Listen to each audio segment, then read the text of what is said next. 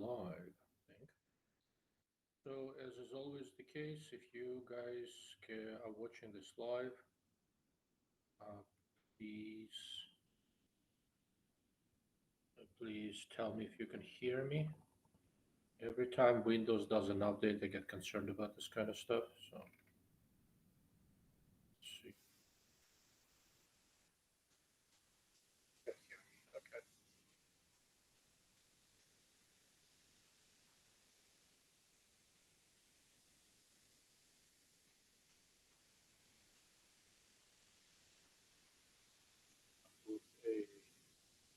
I'm gonna put a message into the chat box. So if you're watching this live, okay, Mr. Bucket is back. Man, you're consistent. And chat fries here, you can hear me. Excellent. Uh, I'm on travel, so I don't have all the usual gear with me. I'm just using a regular headset. It will be, a nice one. And like I said, it's every time something happens with Windows, something doesn't work. Either the plug-in microphone stops working or something.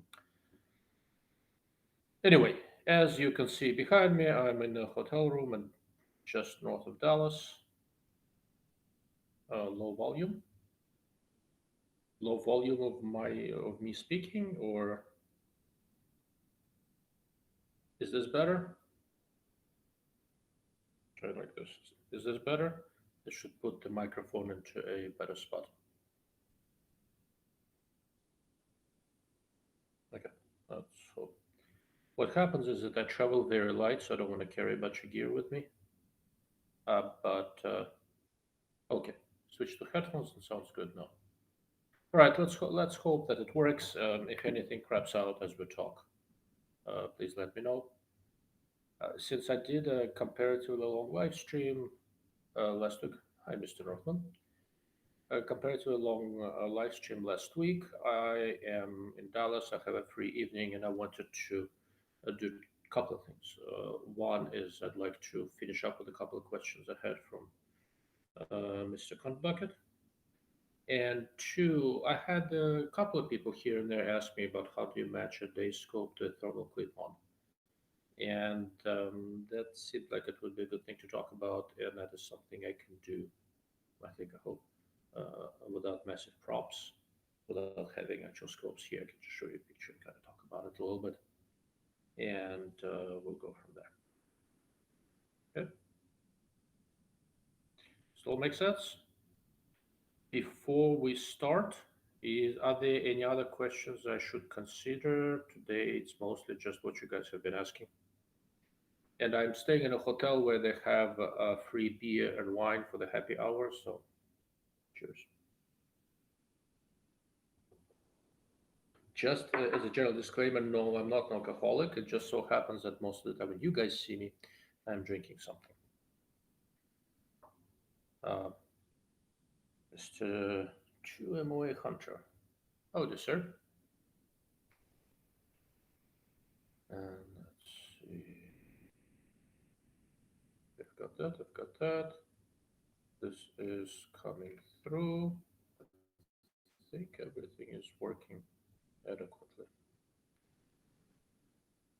All right, so while you're thinking about what else I should consider, I am going to pop up the list of questions that we had on Thursday. There were three on what is called the scope stuff. And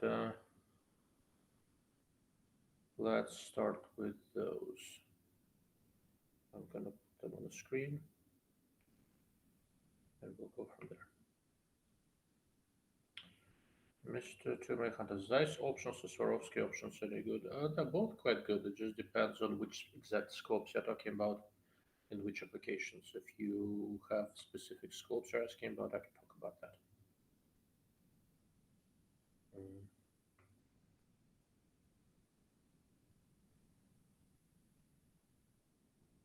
Why am I not seeing it?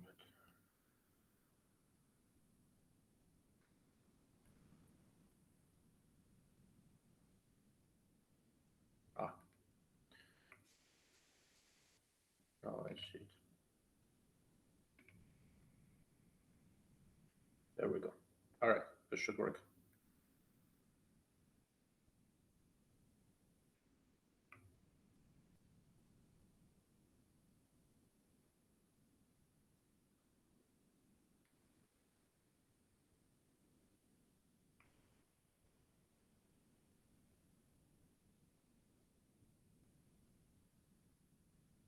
All right, I hope you guys can see it.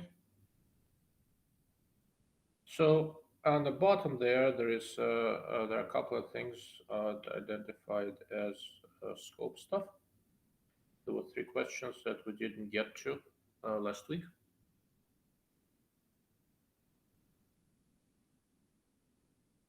And let's see. So first question there, what's the deal with the tactical turrets being so obnoxiously tall? Is that really necessary for the extra bit of adjustment range they tend to have? I like the features these scopes tend to offer, but the turrets are too damn tall for my red dots. So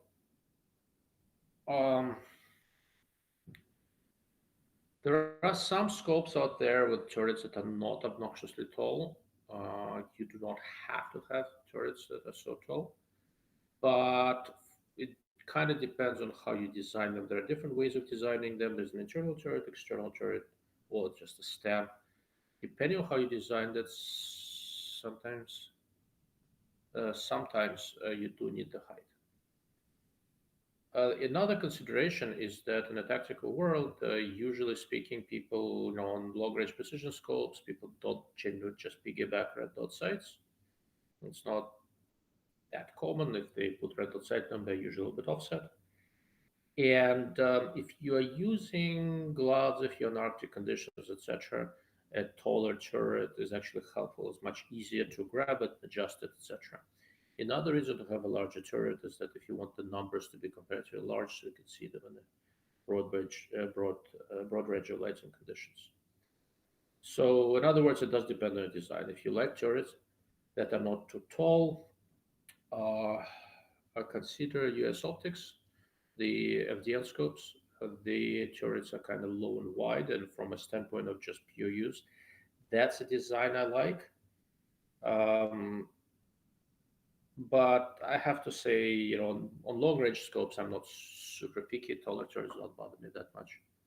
But again, it just comes down to the internal design. Let's see. Second question there. Why are rotational indicators just not a thing on LPVOs and LPVOs with normal turrets, even if they may be used primarily for hunting? We'll enjoy various types of shooting, different settings. Honestly, you're talking about turn indicators, right? Like second, third turn, that kind of stuff. I assume that's what you mean.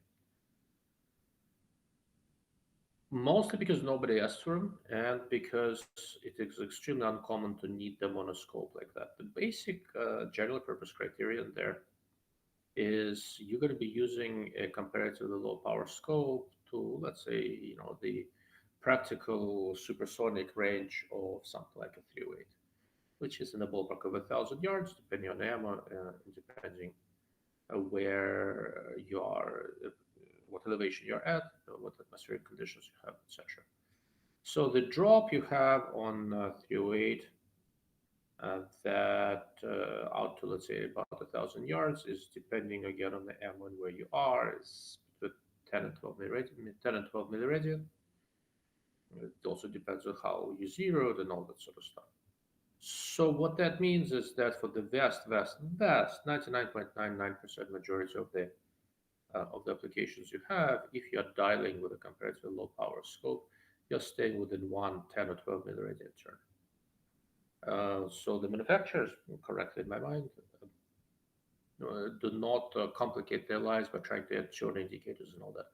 All that stuff adds a little bit of cost, a little bit of complexity, and maybe not maybe, even a little bit of reliability to a little bit of a lower reliability scope. So there is this basic rule: don't complicate your life if you don't have to. So they don't. But in this case, I think it's perfectly justified. And the third question there. Okay, I really like the few scopes I've used with integrated mounts.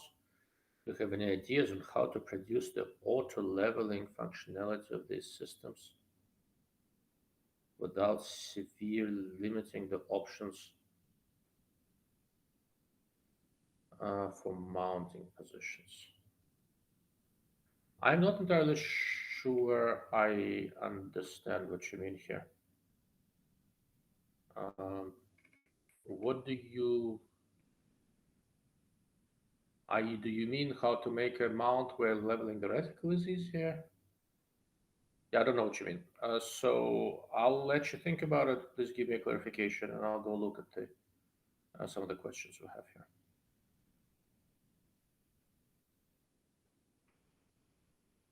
All right. First, we had from Mr. Tomoe Hunter question on asking about Zeiss and Swarovski thermals.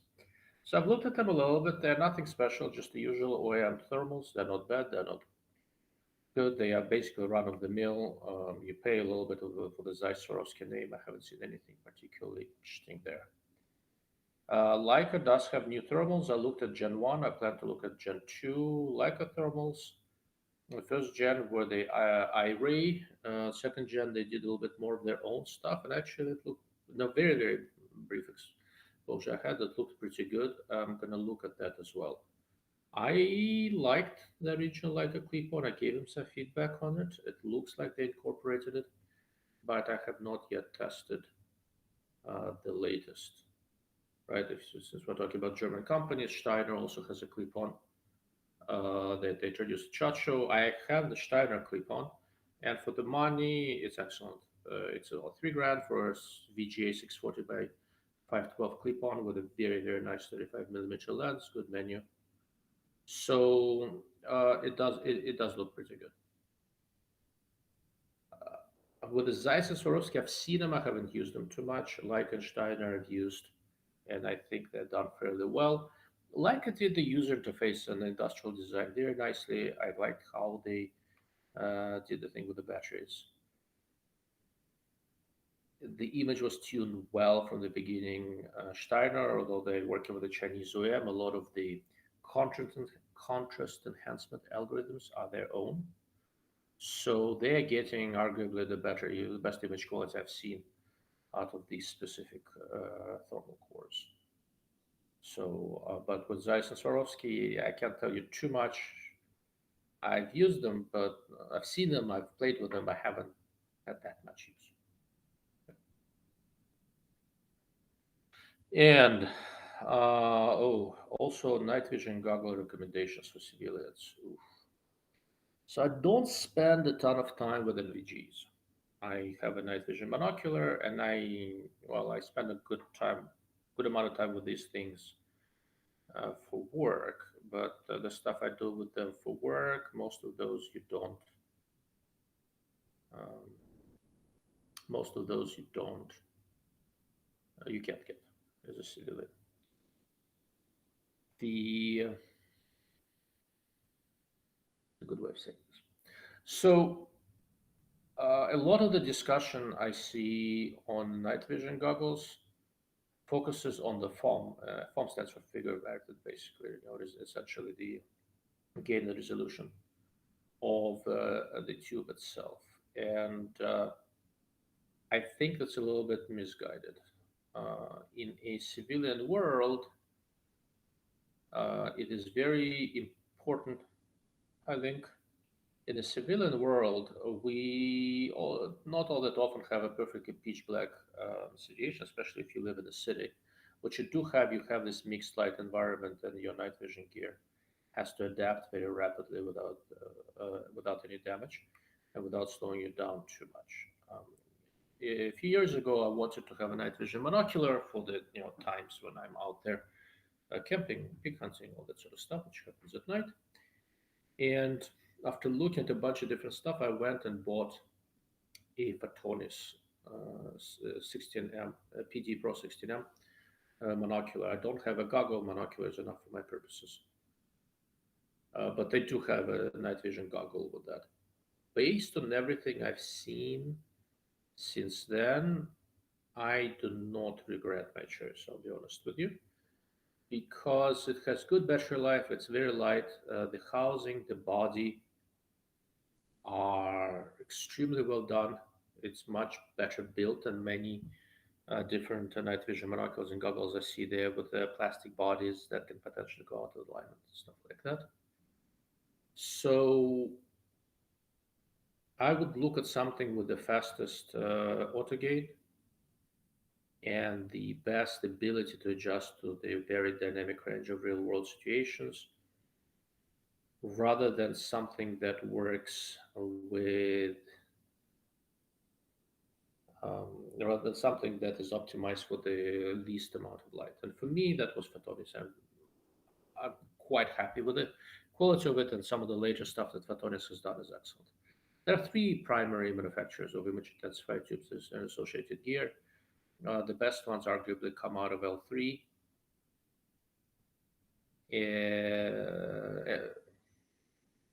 Elbit stuff is very good, and in Europe we have Photonis. Honestly, all good quality modern tubes are excellent, but I found the auto gating on Photonis to be the fastest, and the small 16mm tube gives me a much more compact package. That's more or less it.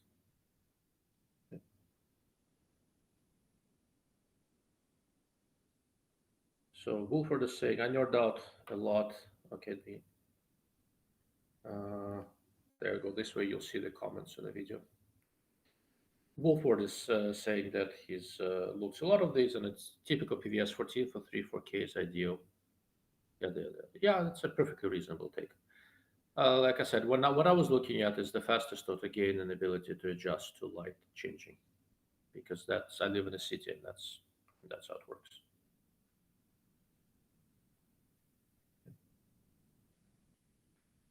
All right, let's see.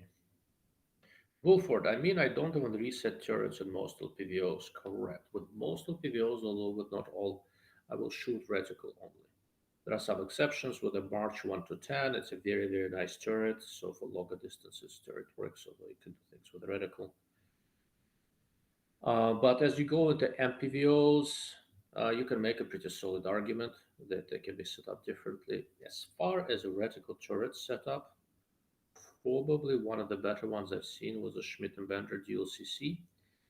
The reticle that so there's a MDRT6, and the way they did this, they had a somewhat abbreviated tree. The tree was only 6 milliradian. And the way I used that scope, when I wanted to shoot a little further out, I used the reticle out about 6 milliradian, a few hundred yards. And if I wanted to go past that, then I dialed it at very nice turrets.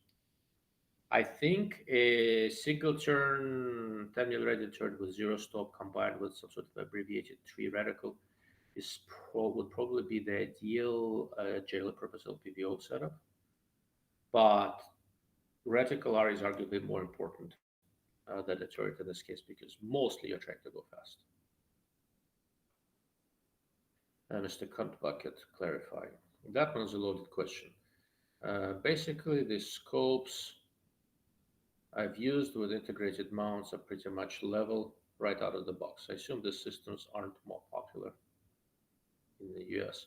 So in the US, the integrated mounts are usually prismatics of all sorts, the ACOGs of all sorts, and stuff like that. For VCOG is one of the few variable scopes with an integrated mount. They're not super popular in the US because people use Riflescopes with different guns, and the same height mount will not work everywhere. So, as you correctly pointed out a little further down, do you have any ideas on how an optic manufacturer could produce more of the integrated mount systems without many downsides?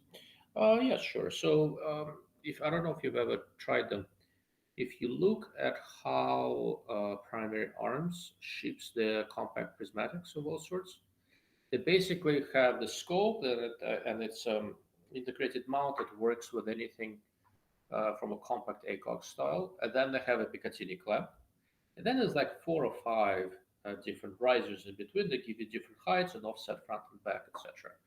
So this kind of stuff is how you deal with it, right? You deal with it by being able to integrate spacers in, and when I talked to March, I gave him some ideas on how to do it. But whether they'll do it or not with their 5 to 42 is up to them, but it is perfectly viable. Okay. Mr. Drew Morgan Hop actually has a decent video talking about night vision tube specifications. Yeah, I'll have to see it. I don't think I've ever seen anybody on YouTube talk about night vision tubes and know what they're talking about. But maybe.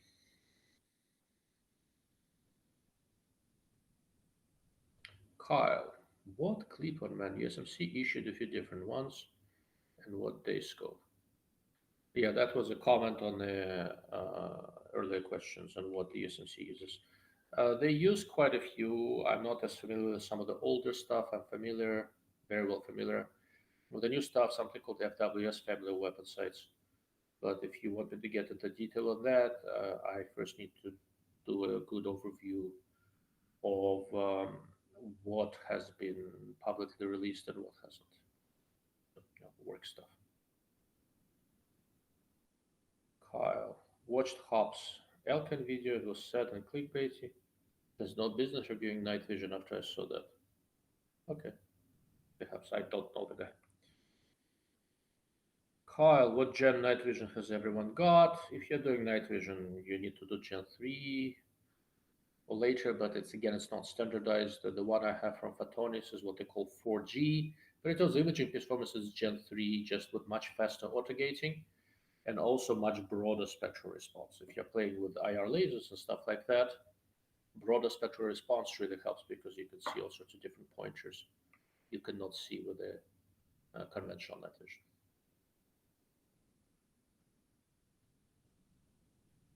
Move forward. I'd skip over Gen 2. Gen 3 has much higher lifespan for not much more in the current market unless you look at really shoddy Gen 2 tubes. Should also pass on. But that's fair. Current bucket, I don't have any night vision at all. They tend to be pretty expensive. The only setup I've ever used was the old gear issued in Fallujah, so I'm way behind the times. Photonis has a good rep in prices. So a lot of the Photonis reputation historically has not been great because at some point they kind of flooded the market with cheap Gen 2-ish first generation echoes. But their 4G stuff, and now they have what they call 5G, which is more compact, is really, really excellent. But again, in terms of overall performance, there's not that much difference between L3, L-bit, and Photonis, but they do have their own strengths and weaknesses. Okay. All right. So I think I caught up to the chat. So let's talk a little bit about thermal versus night vision. And again, this was not supposed to be a lecture, so ask questions, and I'll switch to that as we go along. Let's see. A good way of thinking about it is night vision is when you want to walk around in the dark, and thermal is when you want to shoot in the dark, shoot animals in the dark, warm-blooded creatures. And that's basically the distinction. And because I'm not military and I'm not an especially tactical guy, I enjoy guns and shooting, etc., but I don't run around with the night vision goggles. Generally, anybody who thinks you can just put on night vision goggles, it's gonna be like you're gonna run around. Well, you just haven't tried that.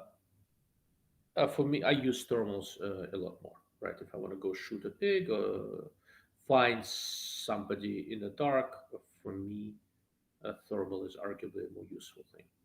And I spent quite a lot of time with dedicated thermal riflescopes and thermal clip-ons. To me, both of them are important. In the grand scheme of things, I slightly prefer thermal clip-ons.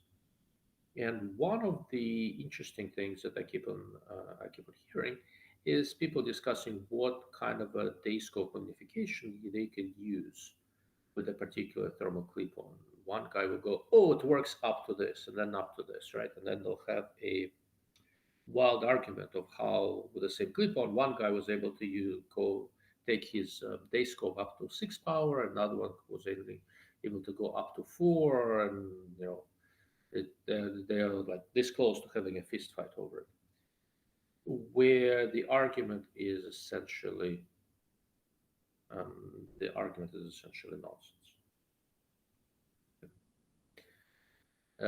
is nonsense for several reasons.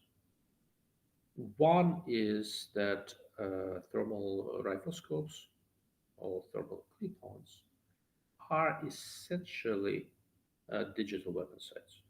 Okay, and what it means is that on the front of it there is basically a thermal camera. A thermal camera senses radiation in what's called LWIR, long wave infrared range, and that range is optimized to a degree on looking at warm-blooded objects.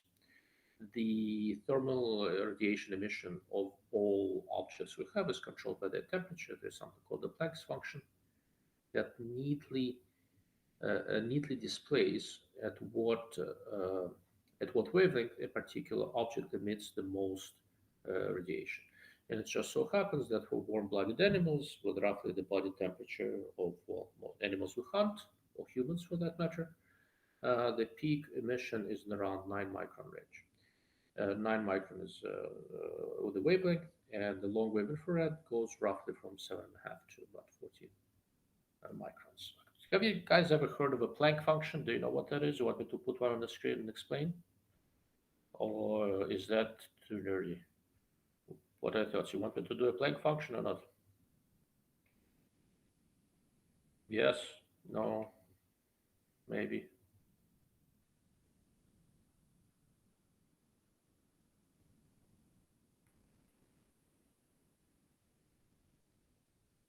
Would you like to see one?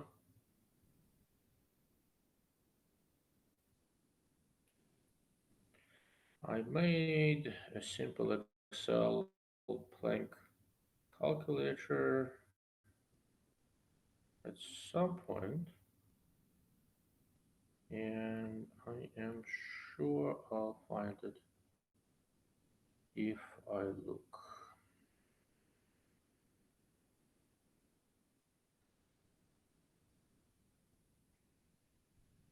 Kyle, so I was driving my friend had a European image intensification tube, and his PS routine that wasn't quite as good as USA tubes, but wow, it was nice with the P tubes. Interesting. All right, people, you want to see how thermal radiation works? You want to get nerdy with the Planck function, or should I just talk about scope matching? Wolford goes down and nerdy. Explain, please. Yes. Okay.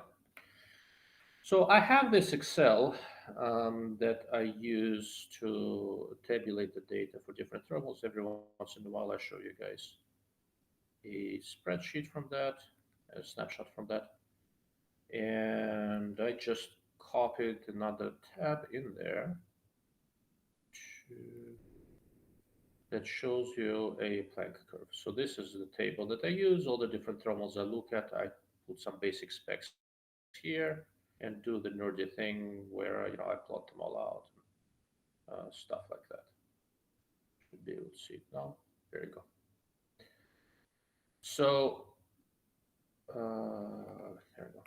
And one of the tabs here, there we go. And that is the Planck function. So the input here is the temperature of an object. It's a black body radiation calculated. It assumes 100% emissivity. It's close enough for us. It asks for a temperature in Kelvin. So can you guys see it adequately well? Yeah, you should be able to see it a little bit. Kelvin is kind of like degrees centigrade, except it goes down to absolute zero. So 0 degrees centigrade, which is the freezing point of water, is 273.15 Kelvin. Typical human body temperature is right around 37 degrees. So we will posit that typical human body temperature is right around 310 Kelvin. Up top left, I have that input.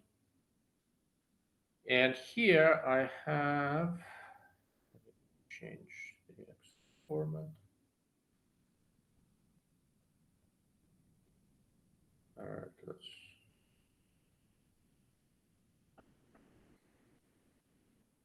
Oh, that is missing. Okay. So I plotted this out to just past 10 microns, but we can do more than that. I was doing it for some work reason that I don't remember now, but we can extend it out a little bit. I spend an embarrassing amount of time with Excel. Kind of a weird thing, right? So you go to college, you study all sorts of advanced math, you do advanced math, you are very proud of yourself, and it works great for you. Then you get out in the real world and you keep doing math. That works. And soon enough, what you realize is that you do not do any math that's harder than what can be done in Excel. Depending on what you like doing,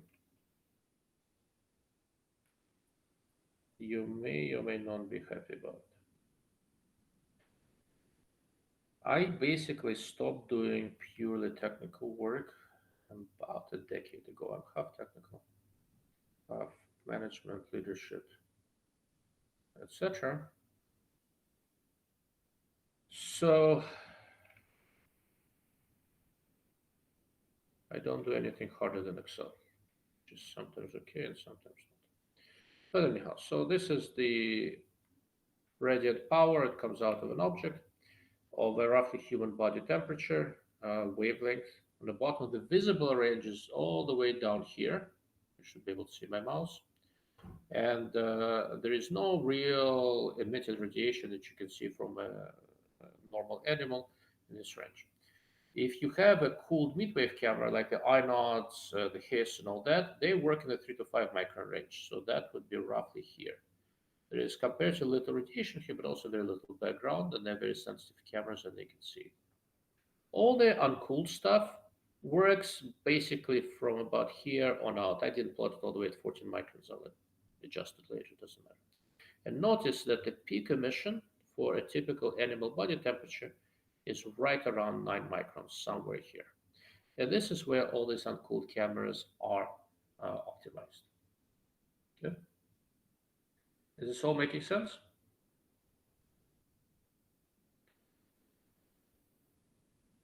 Chad, I've been a fan of Kelvin since Chem 101. Yeah, he was a very smart guy.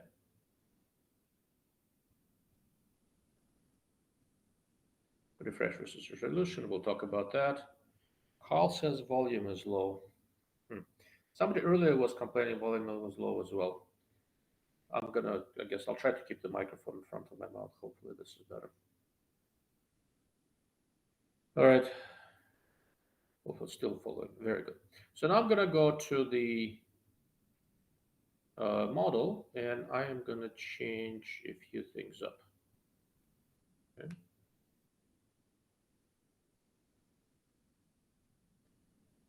What I'm going to do, I'm going to start changing the temperature of the object, and you'll see how the peak emission area keeps on moving left towards shorter wavelengths as you increase the temperature. Let's say boiling water is going to be about 410 Kelvin ballpark. And notice that now, all of a sudden, if you're looking at something hotter than that, like boiling water, the peak emission is going to be in the 7 micron range. Now, the overall amount of energy just goes up everywhere at longer wavelengths as well. But all of a sudden, you start seeing a fair amount more energy at shorter wavelengths, as you said, as you saw before, with what's called SWIR cameras, shortwave infrared, that work usually just under 2 microns. You still can't see shit. Okay. If we start getting to the point of some metals getting hot, you know how when you forge steel, all of a sudden steel starts glowing red. So if you take it to, let's say, 1200 Kelvin, a little under 1000 degrees C, notice how the peak emission moved left towards shorter wavelengths. If you look a little bit at where this left slope is, all of a sudden there's going to be enough emission here, then you'll it'll start glowing red. Once you get to about 900 degrees centigrade, I'm going to bump it up a little more, let's say 1400. Okay. All of a sudden, there is enough energy at very short wavelengths where you can see this object glow red in the visible range. Yeah. Kyle, is the volume still low? You're good. Tell me. Right, you guys all with me? Okay, excellent. So that's how Planck function work. When a particular object that you're looking at its emission gets hotter, not only do you have more energy, the spectral content, meaning how much energy comes out at different wavelengths, also changes. There is something called the wind displacement law that quickly calculates the wavelength at which you have your peak emission as a function of the temperature. I also have this in this template. On the left, but I didn't plot it, it's just a number. It's okay, volume is better. Excellent. Drew Morgan, huge aha moment. All right, I'm glad to be of service. If you guys like these things, every once in a while I can give you kind of a short course in infrared. That's really what I do for a living. The day optics, the conventional riflescopes, that's just a hobby. I work with electro-optical systems, so this is my bread and butter. But anyhow, for looking at warm-blooded objects, just having them stick out, you do not really need anything super fancy. You don't need a huge amount of energy. Okay. All you're looking for, and I'm going to stop sharing this for a moment.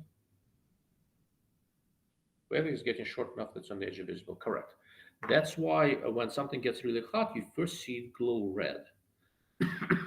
And as it gets hotter, you start seeing other colors because of the visible spectrum. Red is the longest wavelength color. Okay. Anyhow, to see warm-blooded objects, you need two things. You need a camera that can see it, and what we use for this is a various uncooled camera systems. Microbolometers is what we usually call them. I think I've done a live stream on how they work and why they work so differently from conventional digital cameras. Link, it's not rocket science. Honestly, rocket science is not rocket science either. But if you are interested, I can do a different show at some point and explain why microbolometers, what are called microbolometers, and why they work differently, and what was the reason why it took us a while to figure out how to run them properly. I was at Raytheon at the very beginning of the whole microbolometer revolution, trying to figure out how to calibrate the stupid things so that they work properly. Boy, did they come a long way since then. I just about lost all my hair. Well, I was kind of losing my hair already. Lost a lot of it trying to figure that out.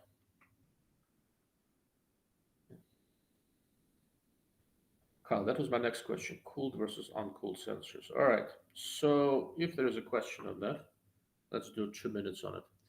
So cooled sensors, in principle, work in the same way as conventional digital cameras. And what they are, they're essentially photon counters. Each pixel in a conventional sensor, in a digital camera on your phone, etc., is basically a tiny little photon counter. It's like a little bucket. It catches photons. Photons get converted to electrons. You read out how much charge you got there, and that's how you figure out the signal strength, and that's how it works. The way photons work, depending on which wavelength the photon is, for this it would be red versus blue versus green. Depending on which wavelength, the wavelength is inversely proportional to frequency. The energy of each individual photon is different, and the longer the wavelength, the less energy each photon has. The way different photosensitive crystals absorb these photons is that a photon has to have enough energy to bump an electron from a comparatively stable band into a conduction band. And if a photon does not have enough energy, you can bombard that crystal with as many photons as you want. You're not going to have any electrons start getting bumped and start moving around, so you can count them.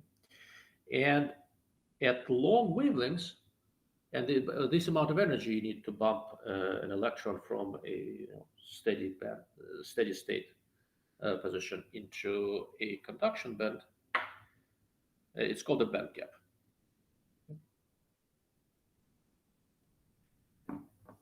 The longer the wavelength, the less energy each photon has. So in order for that photon to be absorbed by a crystal and release an electron that we can count, you need a very small band gap. Well, here's the problem. With all of these regular crystals, for day cameras, we use silicon. For shortwave, midwave, slightly longer wavelengths, so even for long wave, we use different crystalline structures. We tune them for particular band gap. For long wavelength, the band gap has to be very, very small. Because that band gap is really, really small, if you just power up this image sensor and leave it running, there's so much dark current that you cannot read any signal at all. What dark current is, it basically spontaneously, spuriously generated electrons that just of their own accord, because jump into the conduction band and completely drown out any signal you might be able to see. Is this all making sense, or am I confusing everyone? So I hope it does. So what you do to minimize these spurious electron generations, minimize the dark current, you have to cool down this image sensor, the crystal. For shortwave, you need to cool down a little bit. For midwave and long wave, where the band gap gets really small, you need to really cool them down. There's been a big drive to do what's called hot infrared arrays. Hot stands for high operating temperature. So traditionally, these run at about 80 Kelvin. So, minus 193 degrees centigrade. Now hot operating temperature will run at around 150 Kelvin. So they're hot compared to what we had before, but they're still cryogenically cooled. So you need very sophisticated coolers and stuff like that. The uncooled stuff, the microbolometers, they work completely differently. They are not electron counters. Each pixel is a little bridge, it's a tiny little resistor, and when a photon hits it, this resistor is so small that it just gets absorbed, like you feel heat, and the temperature of this tiny little resistor changes very slightly. And when the temperature changes very slightly for these particular materials, its resistance changes, and you are constantly trying to run current through it. And when resistance changes, you can measure it. So microbolometers, rather than count electrons, they're essentially looking for resistance changes due to thermal effect of incoming photons. Drew Morgan goes, dark current is like noise floor, I suppose. It is one of the components of a noise floor in image sensors.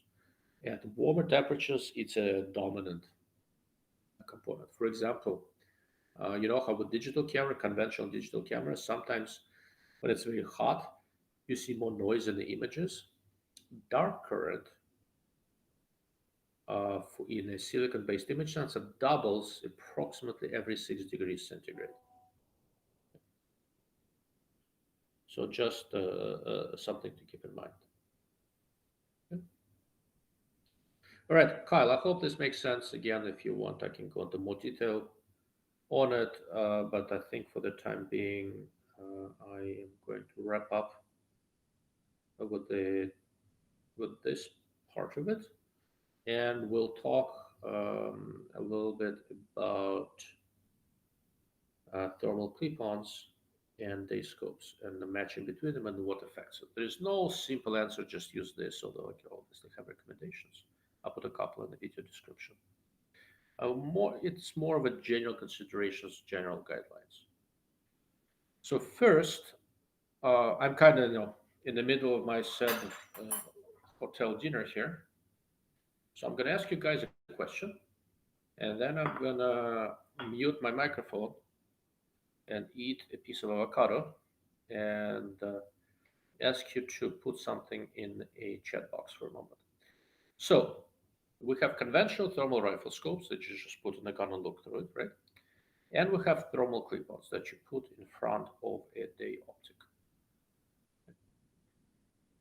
What is the fundamental difference between a conventional thermal rifle scope and a clip-on? What makes the clip-on different? Why can't you necessarily put a conventional thermal rifle scope right in front of a dioptic. Yeah. Okay, cut bucket. So do you all end up creating frequency filters similar in concept to what's done in audio? Sort of. We call them band pass filters. There are high pass filters, low pass filters that pass certain wavelengths, reject others, etc. There are band pass ones that pass only particular narrow or broad wavelengths. But also the optics for thermal cameras essentially act as band pass filters because they are optimized for particular wavelength range, and the stuff outside that wavelength range oftentimes they either don't let through or just doesn't work. But for fancier systems, there are band pass filters and everything. All right, I'm going to mute myself for a moment. And you guys, please tell me what do you think about the difference between clip-ons and conventional riflescopes. Carl says that clip-on is collimated. Please tell me what you mean by collimated, because I've seen that phrase used many times and usually incorrectly. I'm going to go on mute and eat my avocado, and I'll look at the comments.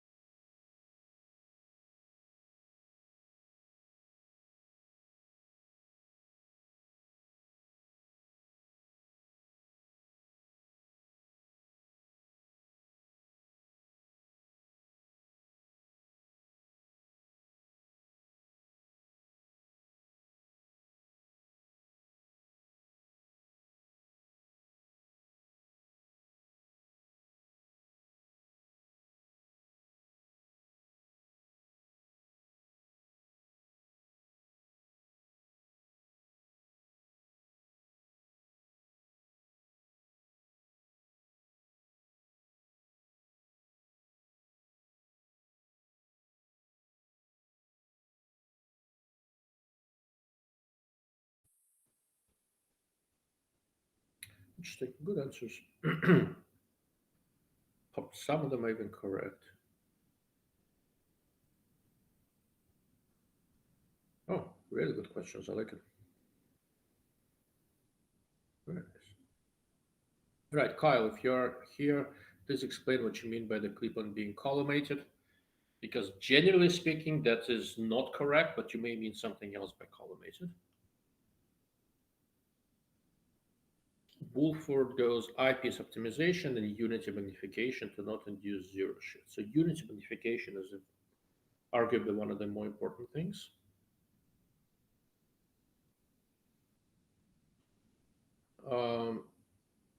Drew Morgan, non-clip-on thermal optic would have the riflescope attempting to focus onto an LCD that is only inches away. No, that's not how it works. Non-clip-on thermal optics, the eyepiece still has a lens. You are not focusing, and the lens projects the image from the display as if it's at infinity. You can actually put a conventional riflescope in front of a day scope on like 1x, and it's actually going to work okay with some caveats. You'll have to check it stuff. Wolford, what is Riesler prism and doesn't matter. So for thermals, it does not matter, and I'll explain what it is momentarily.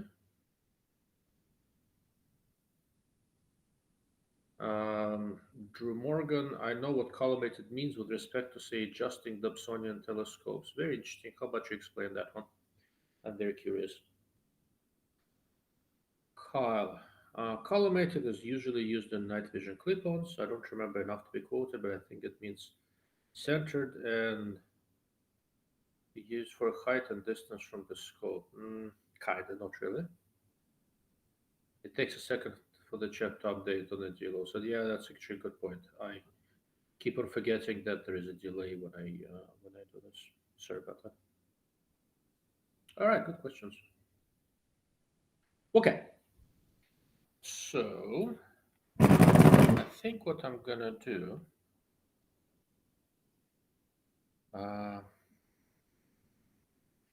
You can sketch in OneNote here. Probably not a good idea. I'll just talk through it. since I don't have an external camera, if I try to sketch on the screen of the computer, the camera is going to point out, but that's not going to be super useful. Wolfram, my understanding of collimation is that the axes of all elements are parallel. Kind of. Okay. So how does a conventional thermal riflescope work, right? So that's it's basically, it's a digital scope. There's a camera up front, and wherever the camera is pointing is wherever the camera is pointing, that's how you're zeroed.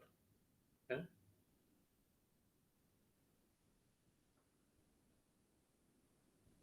Drew Morgan, my terrible simple explanation would be adjusting the mirrors and lenses to all be normal to the optical axis. That's a part of the collimation adjustment, but that's a small part and not the most important part. You are actually adjusting not only the orientation, but also the distance so that you focus on a particular spot. But regardless, so a camera in the front, and wherever the camera is pointing, that's where you. There are some electronics in between, but all of these thermal optics are essentially wavelength converters. And what they do is they look in a particular spectral range, long wave infrared, one of the thermal band in case of thermal riflescopes. They create a digital image out of that. Okay. Then there are some electronics that massage that image, improve contrast, do some corrections, quite a few corrections actually. And then on the other end of the thermal riflescope, there is a mini display of some sort, LCD, OLED, etc. There are a few different types. And the image from the thermal camera in the front is displayed on that LCD, and there are eyepiece optics that project the image from the LCD to your eye.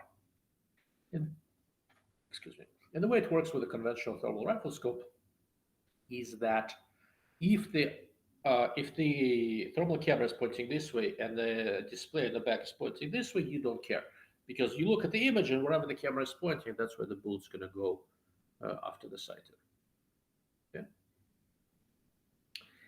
In a clip-on, that would not work. Why would it not work? The way clip-on works, you have a rifle, you have a day scope, you go inside it, right? Then you pop a thermal clip-on in front of it, and if everything is set up correctly, the point of aim and point of impact with a clip-on, without a clip-on, should, at whatever distance the clip-on is capable of, should be essentially the same. What that means is that the input axis of the thermal camera in the front and the output axis of the eyepiece of the clip-on needs to be perfectly parallel to each other. Okay? They don't necessarily have to be at the same height. You can make a clip-on with an offset objective, right? You can have a little bit of parallax. It doesn't matter very much. Okay? But they have to be perfectly parallel to each other because your day scope is looking at a certain axis. And when you introduce a clip-on into it, the eyepiece and the camera of the clip-on need to be more or less pointing in the same direction, or your zero is going to shift. Okay. Are you guys all with me so far? All makes sense? Yes, no, maybe? Kind of?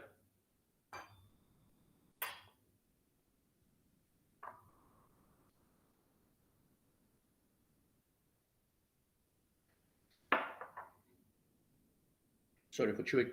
I'm starving. I am, context isn't starting. I put myself on a diet. I dropped almost 40 pounds. And I've been eating mostly meat and avocados. So I decided to add some cheese and wine. Otherwise, I might kill somebody. Okay. That all makes sense. Perfect. All right. Very good.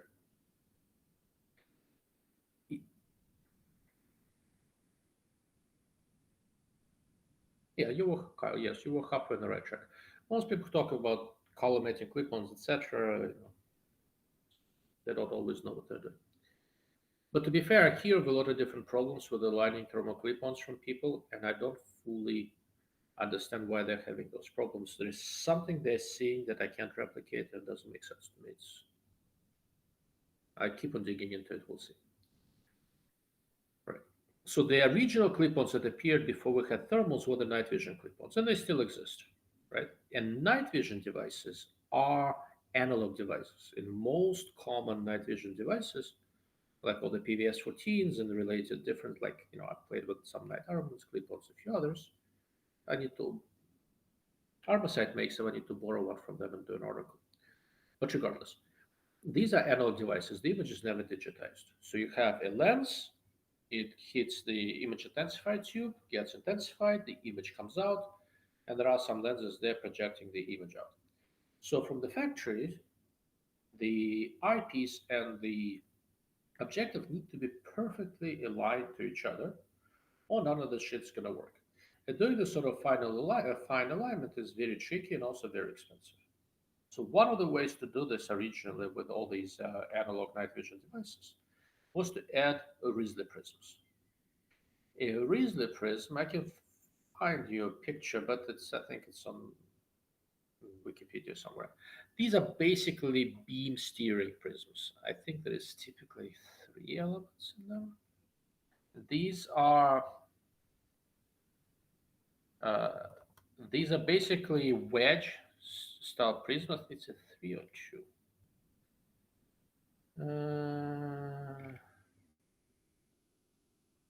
Oh, there you go. There's something on the Risley. There is the prism. They come from like late 19th century, I think. There's a picture somewhere. There you go. Yeah, usually. So, yeah, you could do them in different ways. But basically, what it does, it's a wedge prism.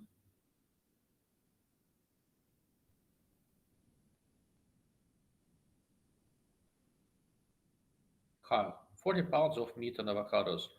Yeah, look, to be fair, so losing weight is easy if you start really fat. I started at like 306 pounds. And, I'm a fairly big guy. I'm not that big a guy. The nice thing, I'm a fairly serious martial artist, so I train all the time. So I never quite lose muscle mass. But I really like food, and that's usually my downfall. Eric made it. First time I have made a live stream.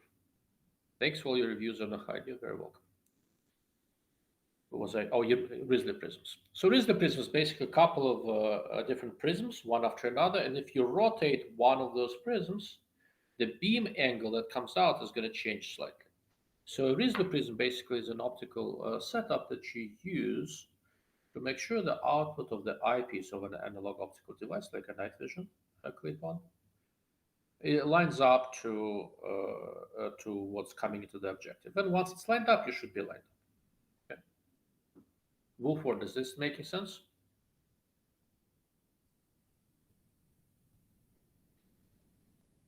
I hope it does. Lake says, I have been trying to gain weight for almost 3 years now, and I only put up about 1.5 pounds. Yeah, gaining weight has not been an issue. I basically, look at food and I gain weight. Wolford, yes, sir. Excellent.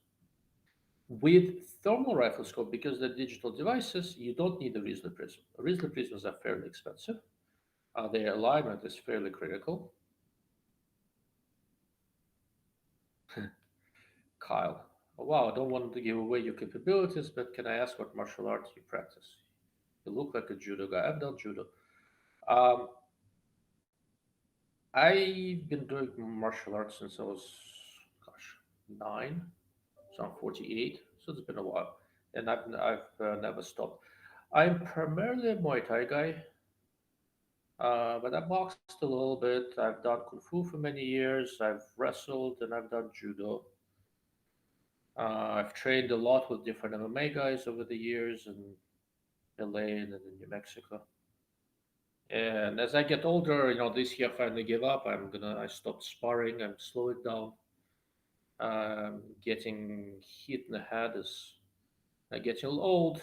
I teach a little bit. I hit bags and do my thing.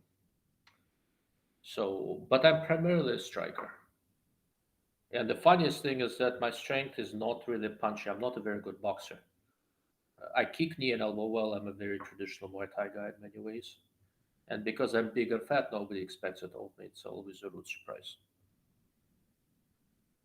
But there's something about a nearly 300-pound Muay Thai guy who is old, always pissed off, and I can still do splits and kick you in the head. So it's kind of a weird thing.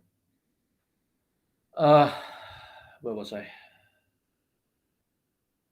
Yeah, as far as martial arts goes, age and treachery beat youth and enthusiasm every day. Going back to thermals. With thermals, because it is a digital device, you don't need Riesler prisms. And the way this works is that, let's say you have an eyepiece, which is an optic that projects the image from your LCD display out to your eye. Okay?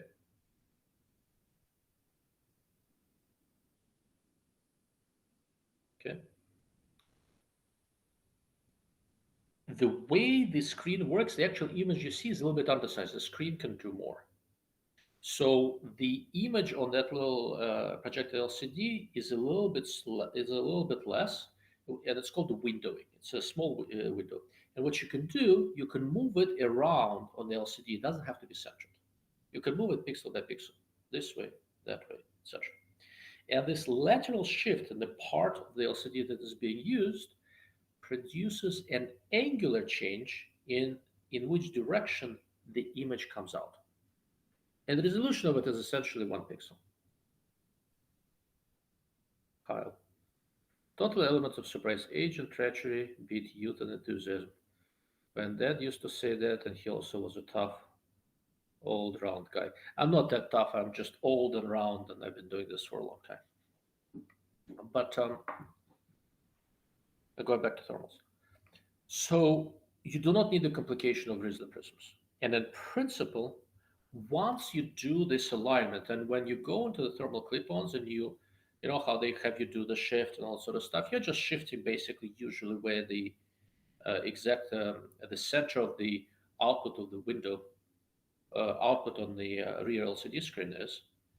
Once it's aligned, it should be aligned, right? So the output of the clip-on is then lined up to the input of the clip-on.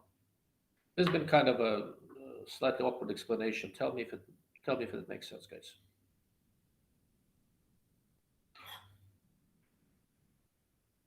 And link. Oh yeah, the question about winning a fight.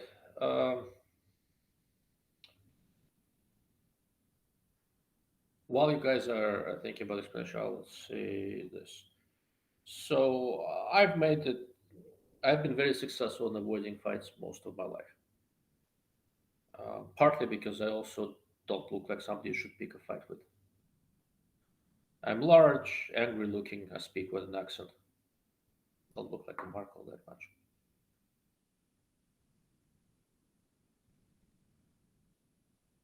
If you are gonna get into a fight, the biggest problem that you have in the real life is that there's a really high probability it's not gonna be a one-on-one. And no matter how good you are, how skilled you are, between the element of surprise and potential multiple assailants, you're fucked. That's why we use force multiplying tools. I do Kali and Eskrima, I do knife and stick, I do open hand, and I spend a lot of time with guns. Eric has a different question. No problem, Eric. I'll address your question while hopefully.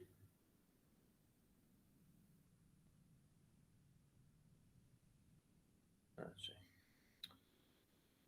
Okay, Kyle. Sorry, Eric. So Kyle, so if someone adjusts the elevation and windage isn't in their scope, it won't mess up where clip-on image alignment. It shouldn't. If it does, something is off and something that I don't understand. It generally should not, right? And the basic the basic proof of that is really very simple. If this clip-on is truly 1x, 1x means the field of view coming in is exactly the same as the field of view coming out. If you have a reticle that has a couple of holdover marks, let's say you're shooting subsonic blackouts, so you'll be using those holdover marks. The holdover marks should be the same point of aim if you're looking through the clip-on or without the clip-on, right? And they are, I've tested it. If you adjust the turrets, it is exactly the same as using the holdover mark on the reticle. So if everything is lined up properly, and it is true unity magnification, adjusting the turrets with the day scope should not cause a shift in zero, meaning should not cause the thermal induced shift in zero.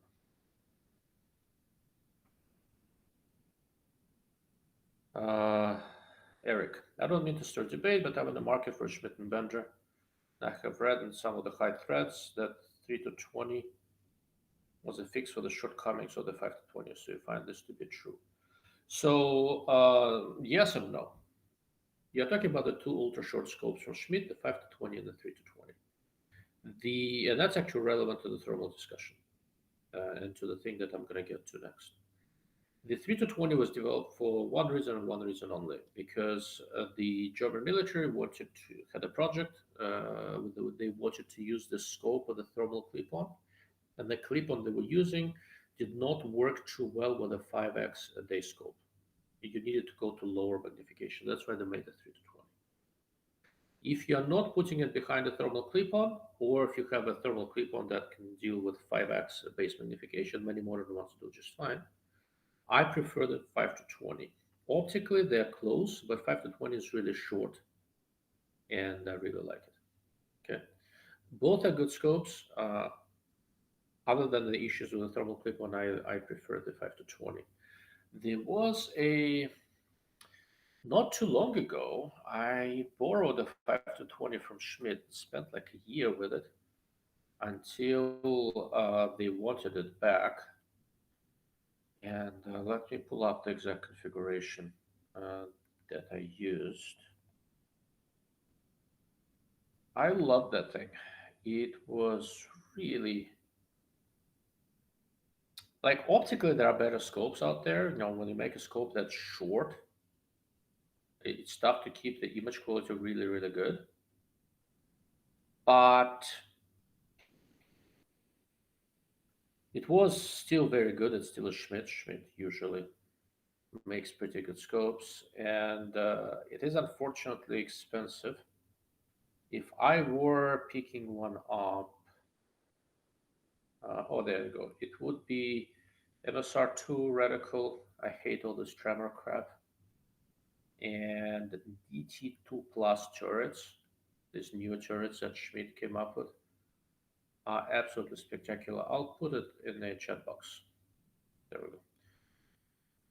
So here's a link to the exact. If I were buying a 5 to 20 Schmidt, that's what I would go for.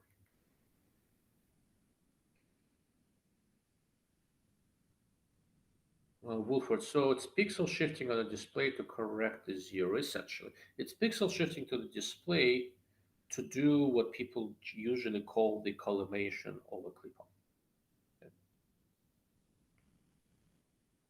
And link, so it is very necessary to train with weapons along with martial arts, correct. If you want to be an overall dangerous human being, and you should be, we all should be, you want to be fit, you want to be prepared, you want to have some reasonable background in martial arts, and you want to be less specialized than I am. I'm a striker, I like striking, but doing ground is important. And you want to be capable with a knife, and you want to be capable with a gun. And then, as Jordan Peterson likes to say it, you want to be a very, very dangerous man. And you want to have those abilities under the tightest possible control. That aside, Eric, I very much like the MSR reticles. Yeah, I like MSR reticles. They do a couple of things. They do too much ranging that I'm not sure how useful it is in the modern world, but it works.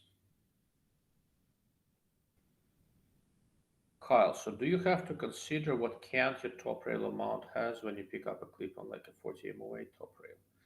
So within reason, it depends on whether the clip on is sitting on the same rail or not. Generally, when you sight in your scope, right, you compensate against that cant for your normal zeros. So as long as the objective is not offset too much, it doesn't make a ton of difference.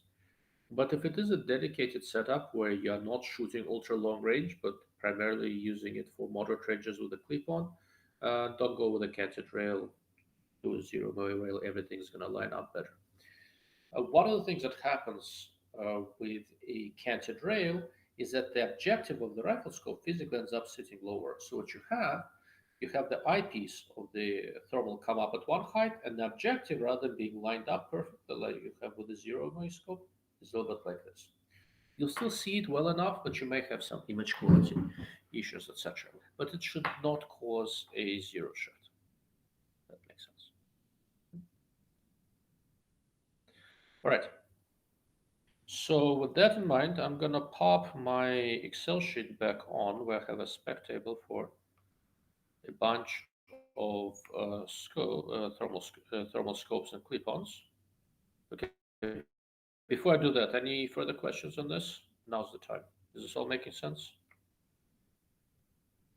And I'll eat a piece of cheese.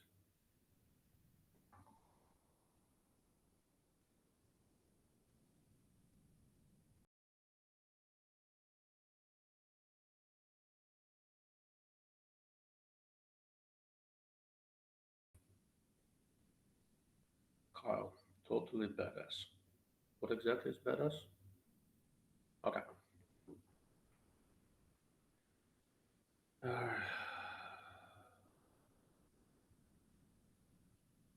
what was I? Yeah. So my Excel table. Since digital rifle scopes and digital clip-ons have an image sensor has pixels.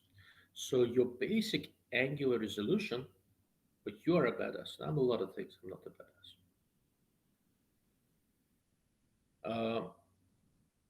I know what badasses are. I'm not one of them. But I'm smoking. Excuse me. All right, I'll leave you to it. In a digital device, you have the angular resolution you can see is limited by something called the IFOV, instantaneous field of view. It's basically how much one pixel can see. And you cannot see anything smaller than that. And to resolve an object, you need a few pixels. A while back, I looked and transferred the Johnson criteria to thermal rifle scopes to kind of figure out how far I can be from a particular object and still be able to kind of resolve a detail. Let's say if I'm pig hunting, I want the length of the pig to fit in 12, 13 pixels. And that gives me the ability to aim at the right spot of the animal and stuff like that. So you're limited by this, how much one pixel can see. And then, depending on how many pixels you have, that gives you your whole field of view.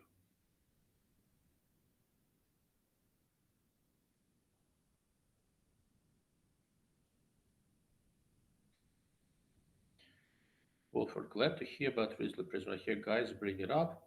While the expensive clip-ons, 3G pixels of target are superior. Eh? Pixels on target uses Risley prisms, not last I saw. But 3G the sniper yard definitely doesn't use Risley prisms. I didn't think they did. So there are some situations where Risley prism is useful in a thermal. If you have a low resolution display in the back with pixel to pixel correspondence, you can use Risley prisms to steer it. I think it's completely unnecessary. And going forward, we are not going to see it on anything. There's a technology for thermals. It's going to be absolutely obsolete. You can do this much more cheaply and efficiently with high quality eyepiece displays. I don't think we'll see it. So, Mr. Chet Fry.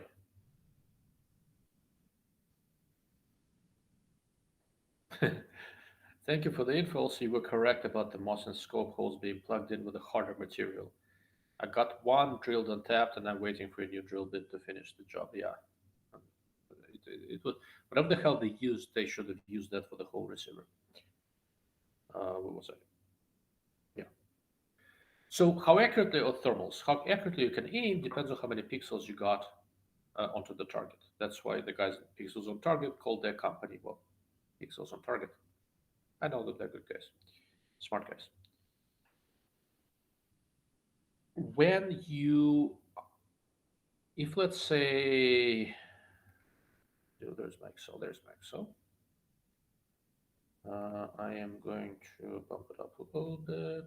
Should see it a little better. let's say one of the clip-ons I have is a first generation Burris BTC50. With should be able to see here. The angle that each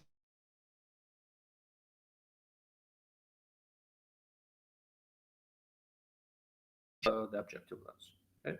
And since I have 400 pixels horizontally, my horizontal field of view is 7.8 degrees. Okay? So if I want to see the entire horizontal field of view of this thermal clip-on with my day scope, the day scope I need to put behind it needs to have a field of view horizontally of 7.8 degrees or more. If it is exactly 7.8 degrees, then you will see the horizontal field of view, but you will not see the corners, right? Because the image sensor is rectangular and the corners will still disappear, right? You guys with me so far? Yes, no, maybe? Okay, we'll go with that. We'll assume you are. Do you have to see the entire horizontal field of view in a thermal clip-on to aim? Well, not necessarily. You might lose some field of view, might lose some information, but you're not going to lose the center resolution. Basically, the distance at which you shoot, you're not going to lose even if you look at it a little bit less than the whole picture. And for targeting, for observation, you want to see the whole field of view. For targeting, yeah, not necessarily. That's one of the reasons why, in many ways, the optimal optic to put behind a thermal clip-on is something like a low power variable. The one I arguably like to use with clip-ons, not the most,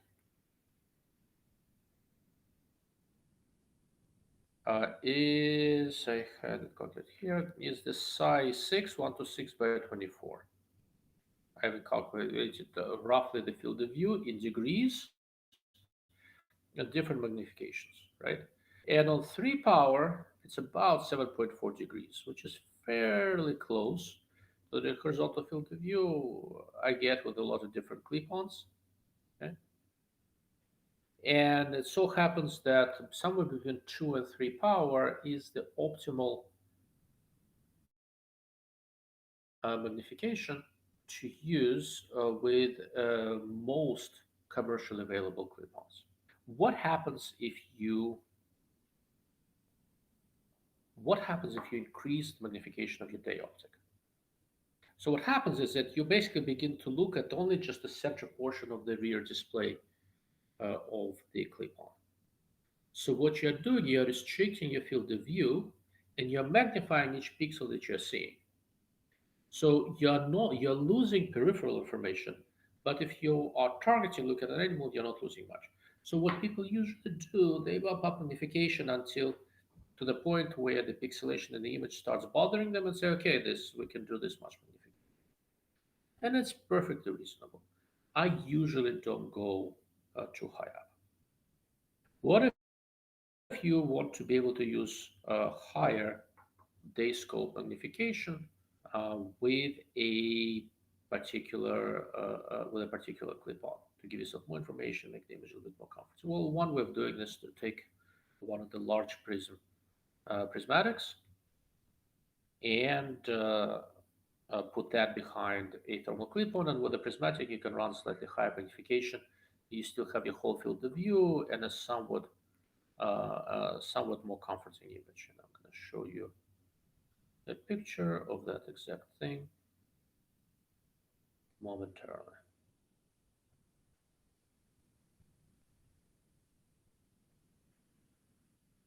I think it's this one. Yep, there we go.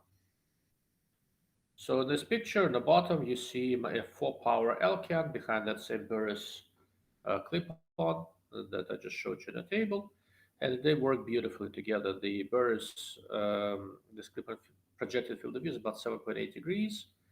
The field of view of the LCAN, I think, is right around 6 degrees, so I don't see all of the pixels, but I see enough of them, and the whole setup is nice and compact and all that.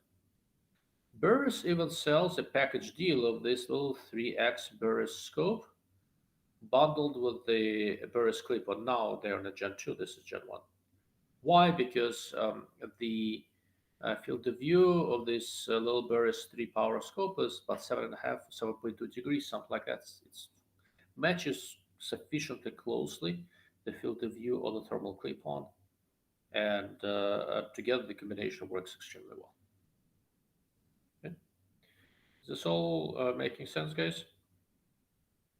You with me so far? Yes, no, maybe. Oh, there we go. Never mind. This is a picture.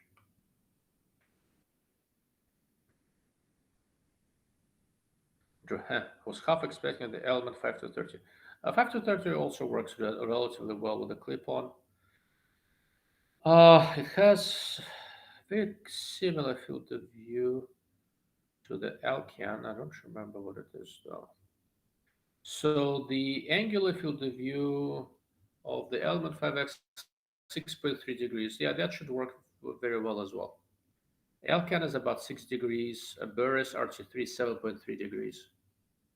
I have an Excel for that where I tabulate a bunch of this stuff. Nerdy people do nerdy things.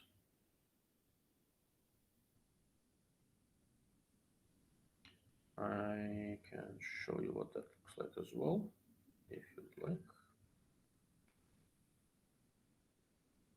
Let's see.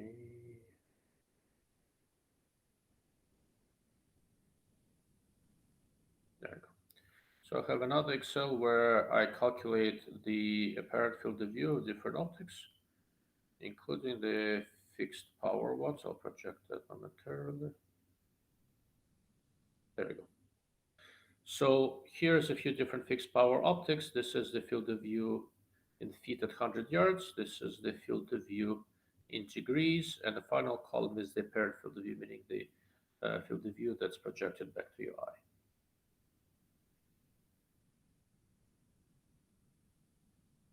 Kyle, that's a nice lightweight setup right there. I enjoy the smaller setup like that, keeps everything wieldable. Very much so. I've learned to appreciate this kind of setups when I started playing with AR-15 pistols. Like I have a couple of fairly short blackouts. There's not that much handguard space.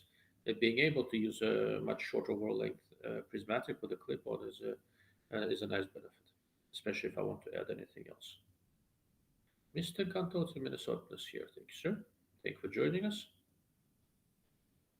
Mr. Bucket, when it comes to using clip-ons with higher magnification, could there be an undiscovered hardware-based solution, kind of like holographic versus reflex sights? I don't think I understand what that means. Field of view matching is field of view matching. It doesn't really matter on which technology you use. At least I don't think it does.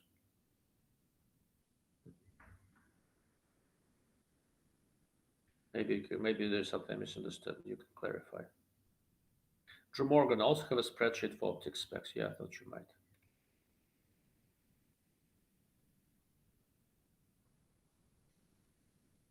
Kyle, what happened to Armasight? They had some thermals with decent chipsets in them. So Armasight has been reborn, and they are doing fine, doing their thing, optimizing stuff. First, Armasight started, then FLIR bought them, then FLIR got in trouble with the government and shut down Armasight. And now the original guys behind Armasight have a new Armasight company. How it all happened behind the scenes, I can't tell you. There's some restricted information there. But they've got a new company out in Arizona. They're making thermals and they're making night vision, and they're doing all right.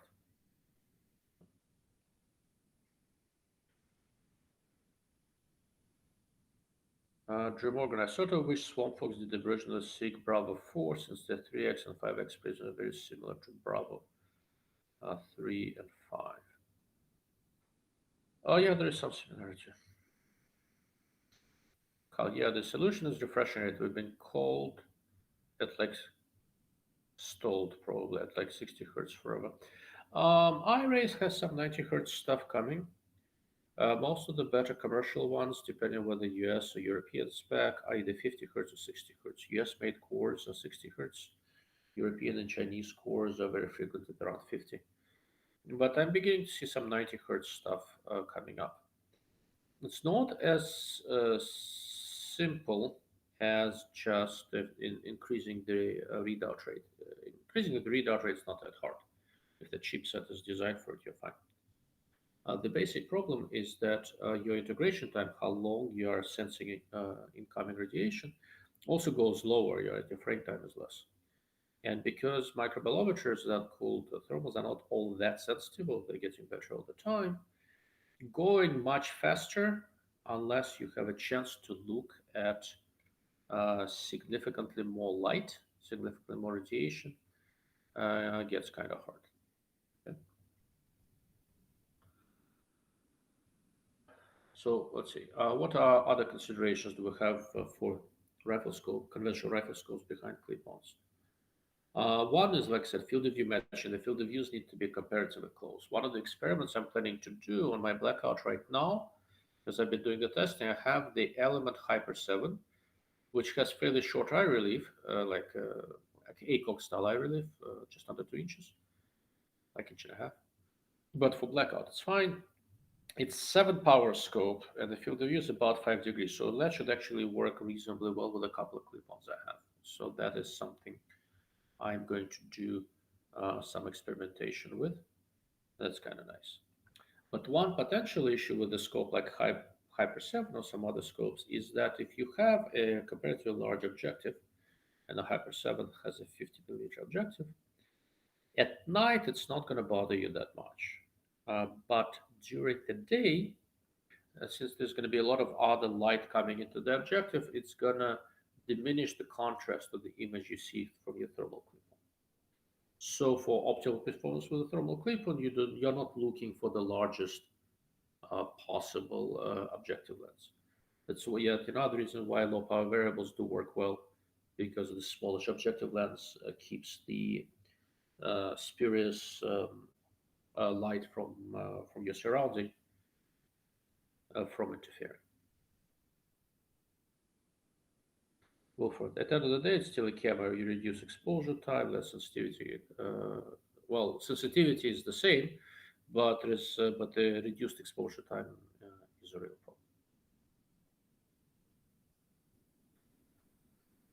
problem. Where was I? That is largely it. All right, guys, we've been at it for about an hour and a half, so we need to be wrapping up. I still have some work to do, and I need to sleep occasionally. Any last questions on thermal clip-ons or anything else that I haven't addressed yet? Now's the time. I see I missed a question from Mr. Cunt Bucket.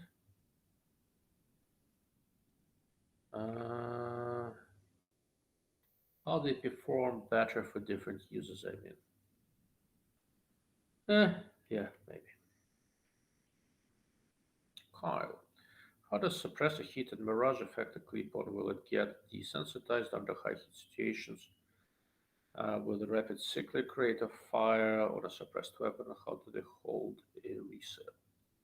So suppressor heat from a suppressor does make a difference. It's a very warm thing right in front of the optic, and light's going to get in.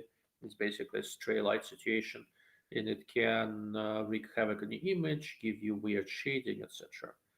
However, the one interesting thing is that all these contrast enhancement algorithms that thermal manufacturers are continuously improving, several of them are now have learned to deal with this spurious radiation from the suppressor and to cancel it out. You can calibrate a lot of this stuff out adequately well, but yeah, suppressor can definitely make your image worse. As far as how do they hold the resale, I honestly don't know. I don't follow that very closely. There is a lot of development in thermal scopes, but I've never tried to buy a used one or sell one, so I really don't know. Drew Morgan, that's an interesting question. Saw Mirage in my Tomahawk 2 the other day off my can. You'd do that. You would definitely do that. And that's one of the reasons why we have covers for cans. Primarily, it's to reduce mirage coming off the can. Wilford, do you have any rifles set up with both IR laser and thermal? My thoughts are IR for close shots with headboard night vision, thermal for longer shots.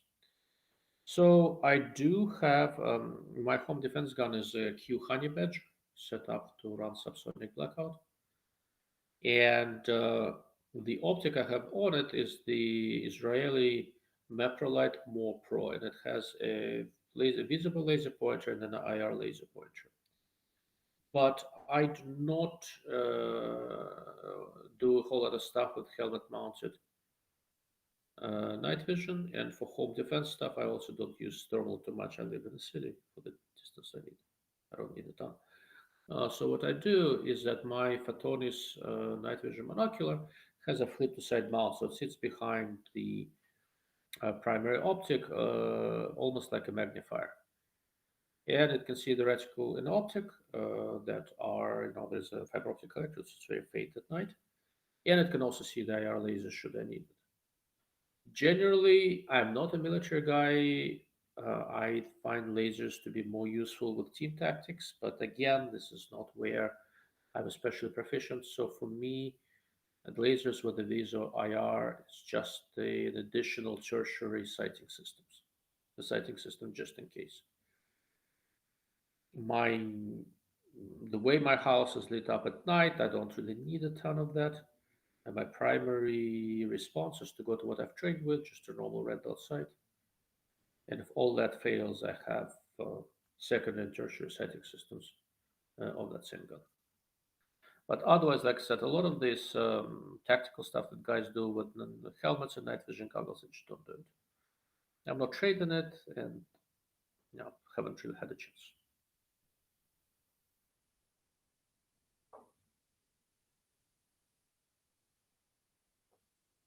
What else you got?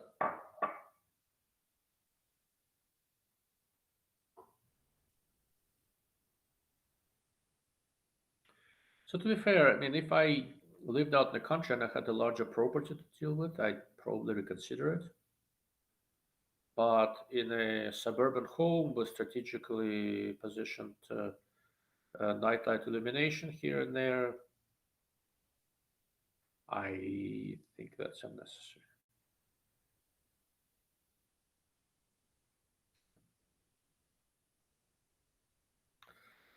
Will the heat of a white light affect the thermal? Maybe some info things that thermals have a hard time seeing, like windows and water. So, yes, the heat of a white light will affect the thermal to some degree if you look at it. So, the visible light the thermal does not see, and the glass housing of a lamp is completely opaque to long wave radiation. That's why you can't see through windows, for example, or can't see through water. Or those become basically just mirrors in a long wave infrared. But if unless that lamp that bulb happens, but the bulb housing itself gets fairly hot. How too hot to touch, right? So that means the thermal is going to see it and it's going to produce a lot of signal. Unless it is exactly in your field of view, it's not going to do the ton. It's going to be a little bit of stray light, but you'll still be able to see your target. On the other hand, and I will refer you back to this setup I just showed you with the LCAM, in case you're wondering. Okay, see there's a little red dot sitting on top. Okay, if you really need to shoot someone, hopefully never, but you really do. And there is a bulb on. You don't need a thermal. You can kind of see what you're doing, right? So that's why, for example, if I were to use a thermal or something like that, the home defense gun or something used in a tactical way, I would make sure I have an auxiliary optic at the piggyback to offset or something I can use that looks around the thermal. Drew Morgan, where I live, night vision would only really be useful if things get spicy combined with major power outage. Correct. I live in suburban Albuquerque. So night vision is more for when I go camping to look at the sky, look around the different creatures and stuff like that at night. But I have it set up on my home defense gun when I'm home, but again, because it's in a it's in a flip mount, it's easy to flip to the side and just use a normal day optic.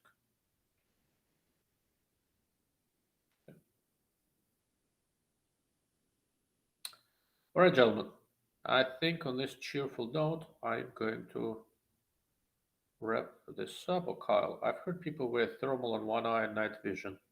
On the other, it superimpose the image. Even try goggles nowadays. Will thermal keep up with analog night vision in a fast-paced environment? So, mm, barely, but they will. Uh, the whole business of having them coming to eyes and your brain superimposing them, I would try it first. Um, for me, that doesn't work. I've played with it a little bit. It's not something I can easily get used to, and Lord knows I've tried.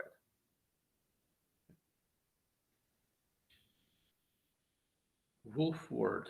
On that note, the new enclosed Seagrome X is fantastic, much preferred over Acro. Okay, that's interesting. Definitely looks a little bit sleeker, but I have not tried it. Kyle, at what range does the refresh rate inhibit moving target shots? It's not really a function of range, it's function of how fast you're transitioning. So generally speaking, the shorter the distance, the more you have to move, the more it will inhibit you. Some things a little bit further out usually have more time, so that's less of a problem. Wolford, better off just getting a Coty at that point, in my opinion. Nah, it's arguable. So Coty, for those who don't know, is a little thermal thingy that has a reflective prism guide that gets thermal information into night vision goggles, so you can kind of superimpose it. It works, but I don't know. Ideally, I used to work on a couple of different generations of NVG. Coty is kind of slightly cheaper way to work around it. I'm not sure I'm super happy with how that looks, but if you must have one that's, while still expensive, is easier than getting actually NVG. I'd wait a little bit. I think there is better stuff coming. Kyle, when is the next live stream?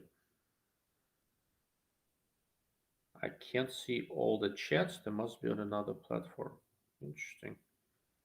I think I'm putting all of the chats into the screen. Let me see. Are you not seeing someone?